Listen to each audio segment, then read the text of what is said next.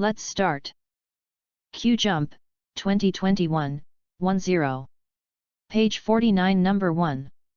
If we're serious about greatly reducing water use, it's obvious that the only way to accomplish this is to reduce the size of, or eliminate entirely, green lawns.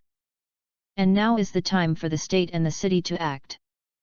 State and city building codes must be changed to require eliminating green lawns or reducing their size to a small percentage of a residential lot. Ideally, the lawns would be replaced by plant species native to the respective areas of the state, thereby restoring natural habitat and protecting endangered bird and insect species.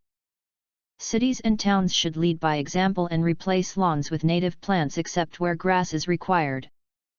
We can wait until water rates rise sharply and cause people to just let their lawns go brown, or we can take action in advance. The time to do this is now, before the taps run dry. Page 49 number 2. One of the most important things that young adults need to understand is that any time you are trying to live a normal and decent life, you will always find people that will hate you for that. That is how most young people compromise in some situations. They give up on what they believe is right and go with the crowd, and later pay the consequences. What you have to understand is the people who hate you are jealous because of the fact that they cannot have such good behaviors, so they choose to hate you. When you have something good, don't give it up for foolish people who never stand for anything good. It's better for them to call you names for your good behaviors than for you to compromise with them. They can call you old-fashioned, whatever they want, it's their business. Page 50 number 3.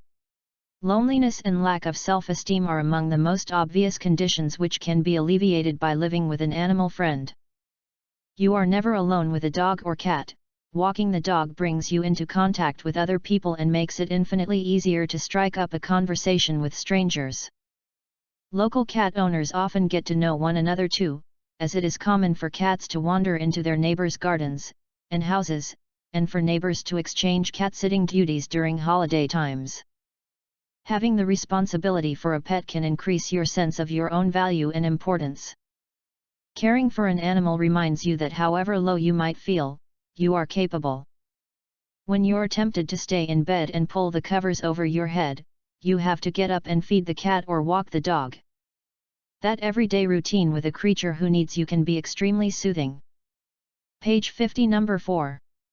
The first person who followed a morality based on reason was Socrates.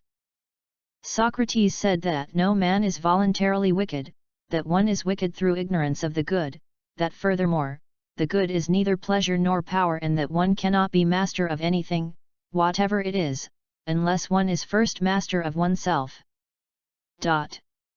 He used to say that the good is to keep one's soul free from all impurity, from all attacks of passion. Evil is always a weakness, and virtue is always strength, even if things appear to be quite the opposite, a tyrant, and men tortured by a tyrant.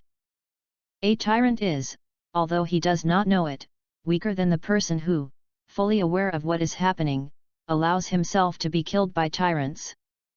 Socrates, if we can believe Plato's dialogues, used to set forth his ideas in myths.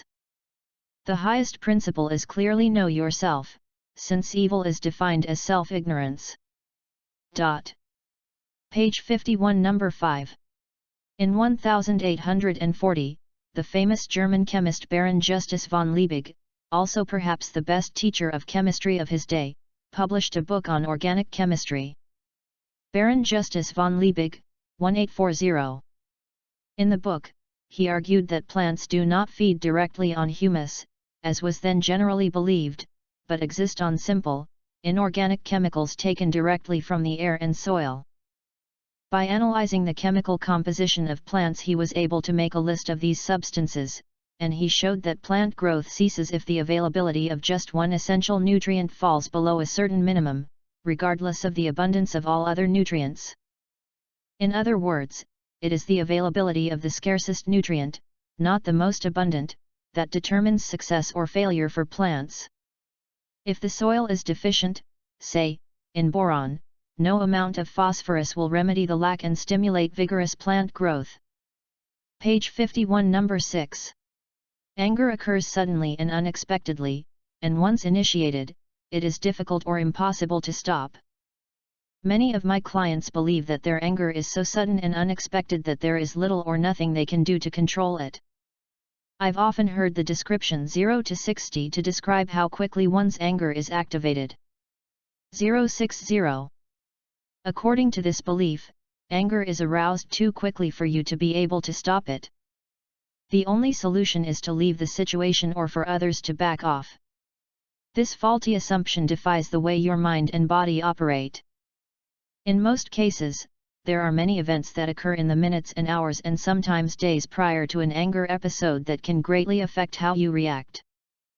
Beginning to recognize these early precursors of anger sets the stage for derailing it before it feels overwhelming. Page 52, number 7.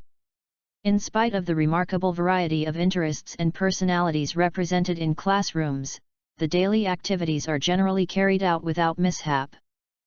Some students claim to be taking a course in social psychology because of a theoretical interest in the subject matter, some, because a professor advised them to take it, and some, because it happens to come at a convenient hour. In spite of this diversity of intention, the enterprise goes on, for all of the participants share certain minimal understandings.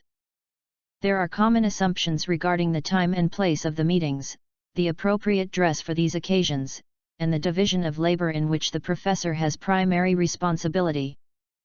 It is generally understood that professors are likely to be upset if people are consistently late, argue too fiercely with them, or appear disrespectful.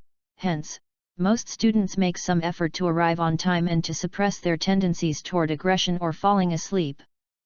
Such common understandings may be referred to as group norms. The end. Good job.